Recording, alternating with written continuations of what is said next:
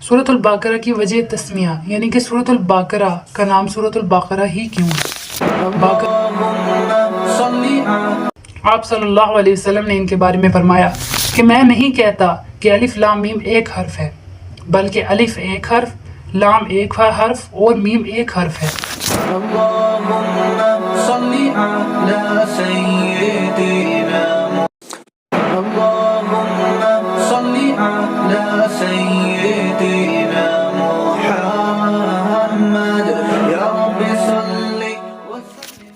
अस्सलामु अलैकुम वरहमतुल्लाहि वबरकातुहू। हमने कुरान सीरीज़ का आगाज़ किया है जिसमें हमने सबसे पहले सूरत अल-बाक़रा से शुरू किया है।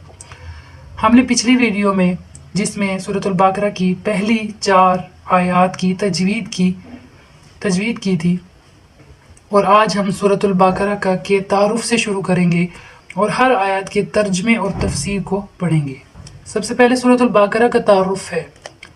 सूरत अल-बाक़रा की वजह तस्मिया यानी कि सूरत अल-बाक़रा का नाम सूरत अल-बाक़रा ही क्यों है। बाक़रा अरबी ज़ुबान का लफ्ज़ है जिसका मतलब है गाय। चूँकि इस सूरत में गाय का वाक़या बयान किया गया है, जिस गाय को ज़िबा करने का हुक्म बनी इसराइल को हुआ था। इस वाक़ये में बहुत सी हिकमतें हैं। इसमें सबसे अहम बात जो समझने की है वो ये है कि अल्लाह ताला, बेशक अल्लाह ताला अपने बंदों को मरने के बाद दोबारा ज़िंदा करने पर मुकम्मल कुदरत रखते हैं। सूरत अल-बाक़रा नबी करीम सल्लल्लाहु अलैहि वसल्लम की मदीना में हिजरत के बाद नाजिल हुई। सूरत अल-बाक़रा कुरान मजीद की तरतीब के एतबार से दूसरी और सबसे तवील सूरत है। इस सूरत में कुल 286 आयत हैं। सूरत अल-बाक़रा की फजीलत बहुत ज़्यादा है। सहाबा कराम रज़ी अल्लाह तआला अन्हुम के ज़माने में जो शख्स सूरत अल-बाक़रा और सूरह अल इमरान का आलिम होता था, इसे बहुत अजीम और लायक तकरीम शुमार किया जाता था। हज़रत मोहम्मद सल्लल्लाहु अलैहि वसल्लम ने फरमाया, अपने घरों को कब्रिस्तान ना बनाओ, यानी ज़िक्र तिलावत से खाली मत करो। बेशक शैतान उस घर में दाखिल नहीं होता जिसमें सूरत अल-बाक़रा की तिलावत की जाए। ये सही मुस्लिम की हदीस है। दूसरी हदीस है, नबी करीम सल्लल्लाहु अलैहि वसल्लम ने फरमाया, हर चीज़ की एक चोटी होती है, यानी हर चीज़ की एक टॉप पे जो एक चोटी होती है, हर चीज़ की एक चोटी होती है, और कुरान मजीद की चोटी सूरत अल-बाक़रा है। एक और हदीस में आप सल्लल्लाहु अलैहि वसल्लम ने फरमाया, सूरत अल-बाक़रा पढ़ा करो, इसके पढ़ने में बरकत और छोड़ने में हसरत और बदनसीबी है, और अहले बातिल जादूगर यानी कि जादूगर, काहिन और मक्कार लोगों का इस पर बस नहीं चलता, यानी उनका फरेब असर नहीं करता। ये भी सही मुस्लिम की हदीस है। सूरत अल-बाक़रा कुरान मजीद की 7 तवील सूरतों में से बड़ी सूरत है। इन सूरतों के मुतालिक नबी करीम सल्लल्लाहु अलैहि वसल्लम ने फरमाया, जिसने कुरान मजीद की 7 तवील सूरतों के इल्म को हासिल किया वो बहुत बड़ा आलिम बन गया। हज़रत अब्दुल्ला रज़ी अल्लाह तआला बिन मसूद रवायत करते हैं कि नबी करीम सल्लल्लाहु अलैहि वसल्लम ने फरमाया, जो शख्स रात को सूरत अल-बाक़रा की आखिरी 2 आयत तिलावत करे तो वो इसके लिए काफ़ी हो जाएगी। ये बुखारी में भी मौजूद है और सही मुस्लिम में भी मौजूद है। हज़रत अब्दुल्ला रज़ी अल्लाह तआला अन्हु से रवायत है कि आप सल्लल्लाहु अलैहि वसल्लम जब मेराज पर तशरीफ़ ले गए और सिदरतुल मुंतहा के करीब पहुँचे, ये 7वें आसमान पर है। ज़मीन से जो चीज़ ऊपर जाती है वो वहाँ पहुँचकर ठहर जाती है, और जो चीज़ ऊपर से नीचे आती है वो भी वहाँ पर ठहर जाती है और वहाँ से ले ली जाती है। आप सल्लल्लाहु अलैहि वसल्लम को वहाँ 3 चीज़ें अता हुई, 5 नमाजें, सूरत अल-बाक़रा की आखिरी 2 आयत, और उम्मत मोहम्मदी में जो शख्स मुशरिक ना होगा वो बख्श दिया जाएगा। सूरत अल-बाक़रा नज़ूल के एतबार से मदनी सूरत है। ये मदनी सूरतों में से यानी कि मदनी दौर की इब्तदाई सूरतों में से एक है। अलबत्ता इसकी बाज़ आयत हुज्जतुल विदा के मौके पर भी नाजिल हुई। बाज़ उलमा के नज़दीक इसमें 1000 ख़बर, 1000 अहकाम और 1000 मनहियात हैं। सूरत अल-बाक़रा में आयतुल कुर्सी भी मौजूद है। आयतुल कुर्सी कुरान मजीद की सबसे फजीलत वाली आयत समझी जाती है। कुरान मजीद की बहुत फजीलत वाली आयत है और तमाम आयतों की सरदार कहलाती है। सूरत अल-बाक़रा की आयत नंबर 255 आयतुल कुर्सी कहलाती है। आयतुल कुर्सी के बारे में नबी करीम सल्लल्लाहु अलैहि वसल्लम ने फरमाया, जो शख्स हर फ़र्ज़ नमाज के बाद आयतुल कुर्सी पढ़ता है उसे जन्नत में दाखिल होने से सिर्फ मौत ही रोक सकती है। हज़रत मोहम्मद रसूलुल्लाह सल्लल्लाहु अलैहि वसल्लम ने फरमाया, जब तुम अपने बिस्तर पर जाने लगो तो आयतुल कुर्सी पढ़ लिया करो। सुबह तक अल्लाह ताला की तरफ से तुम्हारे लिए एक मुहाफिज ایک محافظ مقرر رہے گا، شیطان تمہارے قریب بھی نہیں آ سکے گا۔ صحیح بخاری میں یہ حدیث موجود ہے۔ آیت الکرسی میں اللہ تعالیٰ کی وحدانیت یعنی اس کے یکتا ہونے کو بیان کیا گیا ہے۔ اس آیت میں اللہ تعالیٰ کی قدرت اور صفات کا بھی بیان ہے۔ سورۃ البقرہ کے مضامین اور اہم نکات۔ سورۃ البقرہ کا مرکزی مضمون جو ہے وہ ہدایت ہے۔ سورۃ البقرہ کے بالکل شروع میں ان لوگوں کی صفات بیان کی گئی ہیں جو قرآن مجید سے ہدایت حاصل کرنے کی صلاحیت رکھتے ہیں، یعنی کہ جو مومن ہیں، ایمان لاتے ہیں۔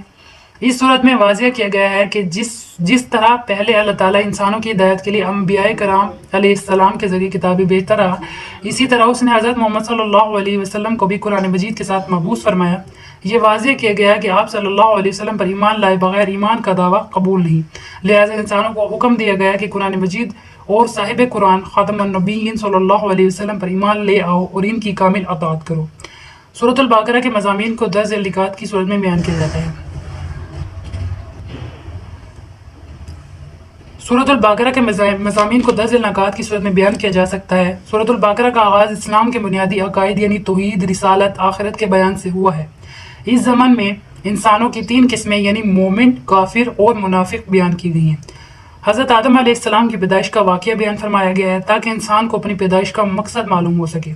آیات کے ایک طویل سلسلے میں بنیادی طور پر خطاب یہودیوں سے ہے جو بڑی تعداد میں مدینہ منورہ کے آس پاس آباد تھے۔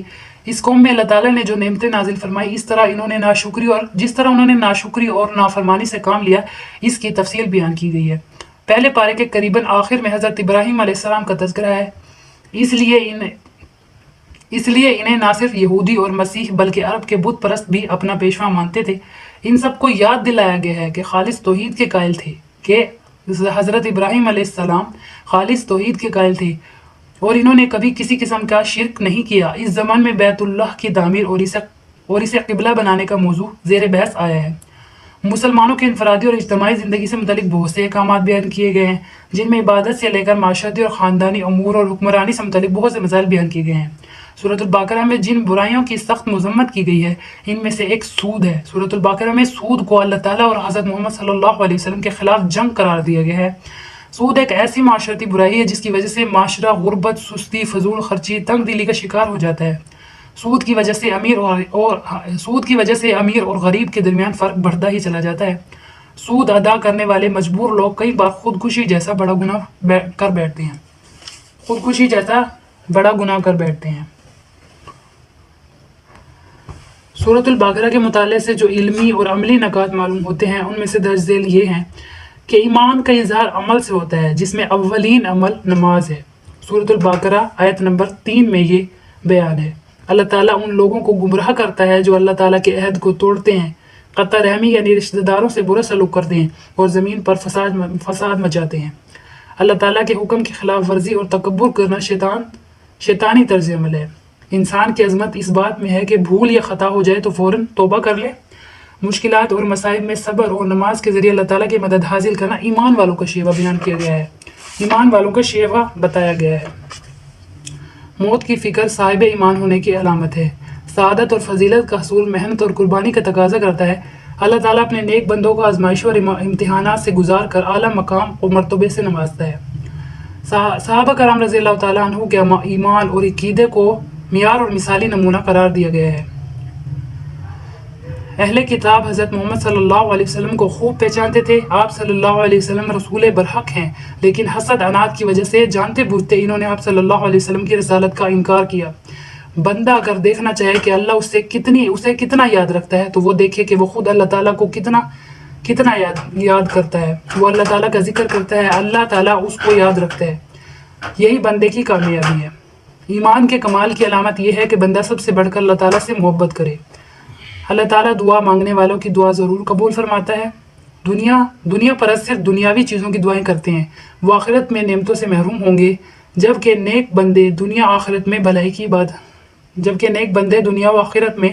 بھلائی کی دعائیں مانگتے ہیں۔ اللہ تعالیٰ نے مال خرچ کرنے کی یہ ترتیب بتائی ہے کہ پہلے والدین، پھر رشتہ داروں، پھر دیگر حاجت مندوں پر خرچ کیا جائے۔ انسان اپنی لا علمی یا ناقص علم کی وجہ سے فائدے کو نقصان اور نقصان کو فائدہ سمجھ بیٹھتا ہے۔ جس قوم میں اجتماعی بزدلی آ جائے وہ زوال اور ہلاکت سے نہیں بچ سکتی۔ دین میں کوئی جبر نہیں ہے، یعنی دین قبول کرانے میں کسی پر جبر اور زبردستی نہیں کی جا سکتی۔ احسان جتلانے، دکھاوا کرنے اور تکلیف پہنچانے سے نیکی ضائع ہو جاتی ہے۔ قرض کے معاملات کو تحریر میں لانے، ان پر گواہ بنانے کی تلقین فرمائی گئی ہے، اور سود سے حاصل ہونے والی مال میں برکت نہیں، اس کا انجام مفلسی اور تباہی ہے۔ انسان اپنے مال کا خود ذمہ دار ہے، اسے اچھے اعمال پر ثواب اور برے اعمال پر عذاب دیا جائے گا۔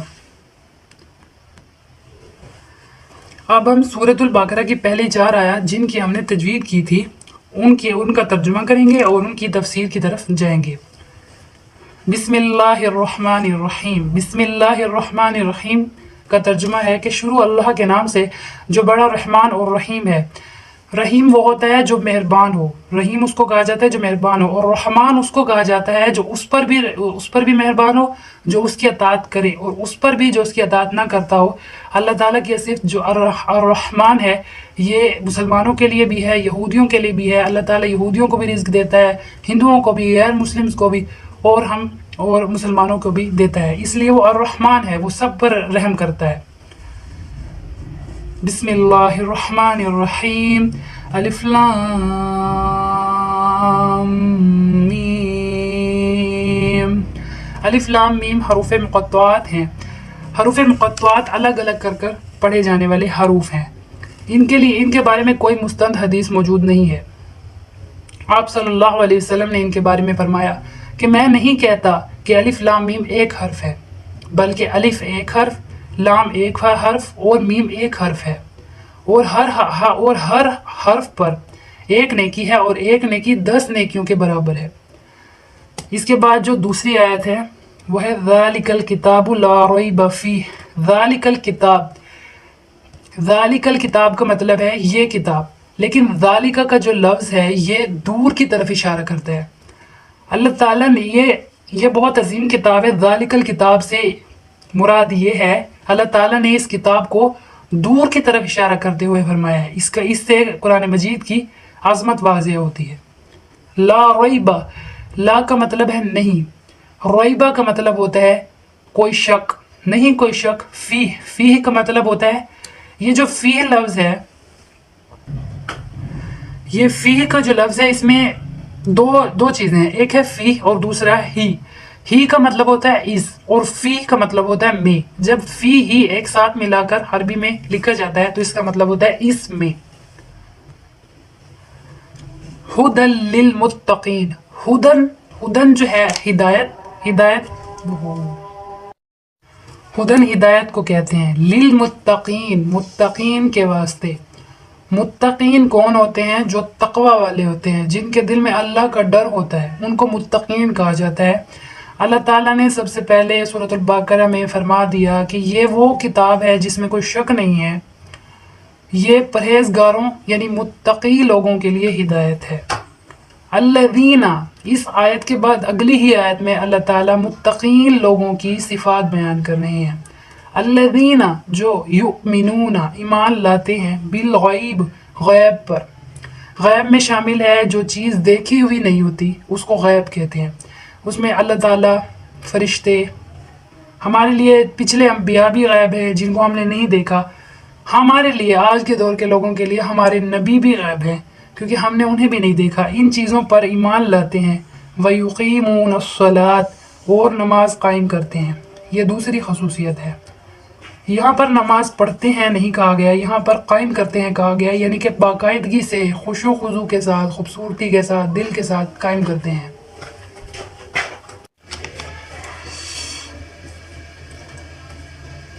وَمِمَّا رَزَقْنَاهُمْ يُنْفِقُونَ، وا کا مطلب ہوتا ہے اور، مما اس میں سے، رزقناہم، اب اس میں رزقناہم میں 2 چیزیں ہیں۔ اچھا، سب سے پہلے یہ 2 چیزیں ہیں، یہ تھوڑی سی نا ان شارٹ تھوڑی سی انڈرسٹینڈنگ ہے جس سے ہم مکمل عربی میں جو ہے نا، عربی گرامر میں نہیں جا رہے، ہم تھوڑا بہت اس کو انڈرسٹینڈ کر رہے ہیں تاکہ اگر ایک لفظ ہے تو ہمیں اس کا تھوڑا بہت پتہ ہو۔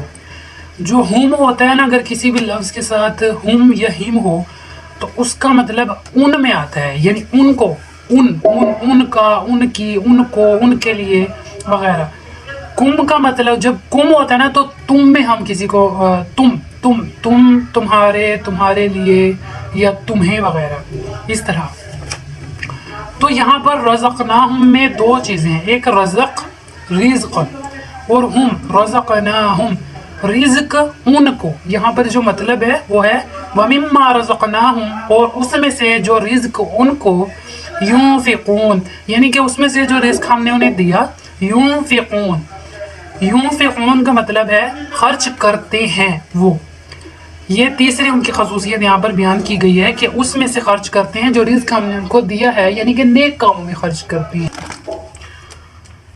تو اسی طرح تیسری جو آیت ہے والذین یؤمنون بما انزل الیک وما انزل من قبلک والذین اور وہ لوگ بھی یعنی کہ اب دوبارہ بتایا جا رہا ہے یؤمنون ایمان رکھتے ہیں بما اس پر انزل جو نازل کیا گیا الیک آپ پر نازل کیا گیا, یعنی آپ صلی اللہ علیہ وسلم کو یہاں پر مخاطب کر کے فرمایا جا رہا ہے. وما اور اس پر بھی انزل جو نازل کیا گیا من قبلک آپ سے پہلے, یعنی آپ سے پہلے لوگوں پر, آپ سے پہلے انبیاء پر جو وحی نازل کی گئی اس پر بھی جو لوگ ایمان رکھتے ہیں, یہ بھی ان ایمان لانے والوں کی خصوصیت بیان کی گئی ہے. وبالآخرۃ ہم یوقنون اور آخرت پر ہم وہ انہیں اس میں سب کچھ آتا ہے. اب ہم وہ یہاں پر وہ مراد ہے یوقنون ایمان یعنی کہ یقین رکھتے ہیں اور وہ آخرت پر یقین رکھتے ہیں. یہ جو یہاں پر خصوصیات بتائی گئی ہیں یہ ایمان والوں کی خصوصیات ہیں جن کے لیے یہ کلام نازل کیا گیا ہے. ان لوگوں کو متقین کہا گیا ہے, اللہ تعالیٰ سے ڈرنے والے کہا گیا ہے. وہ لوگ جو ایمان رکھتے ہیں غیب پر, نماز قائم کرتے ہیں, صرف پڑھتے نہیں ہیں قائم کرتے ہیں, اور جو رزق ہم نے انہیں دیا ہے نیک کاموں میں خرچ کرتے ہیں, زکوٰۃ دیتے ہیں, صدقہ کرتے ہیں, مدد کرتے ہیں, خیرات کرتے ہیں. اور ان کی اگلی خصوصیت بیان کی گئی ہے جو آپ پر نازل کیا گیا ہے, یعنی کہ یہ کلام قرآن مجید اس پر ایمان رکھتے ہیں اور اس پر بھی جو آپ سے پہلے نازل کیا گیا ہے تورات انجیل زبور اس میں آتے ہیں, ان پر ایمان رکھتے ہیں. ان پر ایمان رکھنا ضروری ہے, یہ ایمان کا تقاضا ہے. بے شک اب ان پر عمل نہیں ہے کیونکہ ان میں رد و بدل بہت ہو چکی ہے. عمل جو ہے اس ٹائم قرآن پر ہے, قرآن پر کرنا ہے, یہی کامیابی کا ذریعہ ہے. لیکن ان پچھلی سابقہ کتابوں اور ان کلاموں پر جو اللہ تعالیٰ نے نازل کیا پچھلے لوگوں پر ان کی ہدایت کے لیے, ان پر بھی ایمان رکھنا ہے کہ وہ بھی اللہ تعالیٰ کی کتابیں اللہ ہی کا کلام تھے. وبالآخرۃ ہم یوقنون اور وہ آخرت پر یقین رکھتے ہیں کہ ایک دن یہ جب دنیا ختم ہو جائے گی تو اس کے بعد ایک دن آئے گا. اللہ تعالیٰ سورہ القحف میں فرماتے ہیں کہ اللہ تعالیٰ نے یہ زمین بنائی, میں اس کا مفہوم یہاں پر بتا رہا ہوں کہ اللہ تعالیٰ نے یہ زمین بنائی ہے, اس پر بے شمار رونقیں پیدا کی ہیں, اور ایک دن یہ زمین جو ہے چپٹی ہو جائے گی اور تمام لوگ جو ہے وہ اس میدان پر کھڑے ہوں گے اور انہیں اپنا حساب دینا ہوگا. اجر ہوگا ان لوگوں کے لیے جنت کی صورت میں جو نیک عمال کرنے والے ہوں گے, اور جو برے عمال کرنے والے تھے ان کے لیے جہنم کا عذاب ہوگا. تو اس آخرت پر وہی لوگ یقین رکھتے ہیں. جب بندہ آخرت پر یقین رکھتا ہے تب وہ نیک عمال کرتا ہے. اب اللہ تعالیٰ سے ڈرنے والا ہی آخرت پر یقین رکھتا ہے نا. ہمیں آخرت کا یقین ہے کہ ہمیں جواب دینا ہے اپنے ہر کام کا, تو وہ اسی لیے یہی ڈر ہے ہمیں کہ ایک دن آخرت قائم ہو جائے گی. اگر ہمیں آخرت پر یقین ہی نہیں ہوگا تو ہم اللہ تعالیٰ سے نہیں ڈریں گے. مطلب اگر ہمیں آخرت پر یقین ہی نہیں ہوگا تو ہم برے اعمال کریں گے, کسی معاملے میں نہیں ڈریں گے. آخرت پر یقین جو ہے ہمیں گناہوں سے روکتا ہے. یہ جو 4 آیات ہیں ان میں اس کلام کا مقصد بیان کیا گیا ہے اور فرمایا گیا ہے اس میں کسی قسم کا کوئی شک نہیں ہے. سورہ البقرہ میں اگلی آیاتوں میں اللہ تعالیٰ نے فرمایا ہے کہ اس میں اگر تمہیں اس کلام کے بارے میں شک ہے تو اس جیسی کوئی صورت لے آؤ اور اپنے مددگاروں کو بھی پکار لو جنہیں تم اللہ کے سوا پکارتے ہو. اگر تم ایسا نہ کر سکے اور ہرگز تم ایسا نہ کر سکو گے تو اس جہنم کی آگ سے ڈرو جس کا ایندھن آدمی اور پتھر ہیں.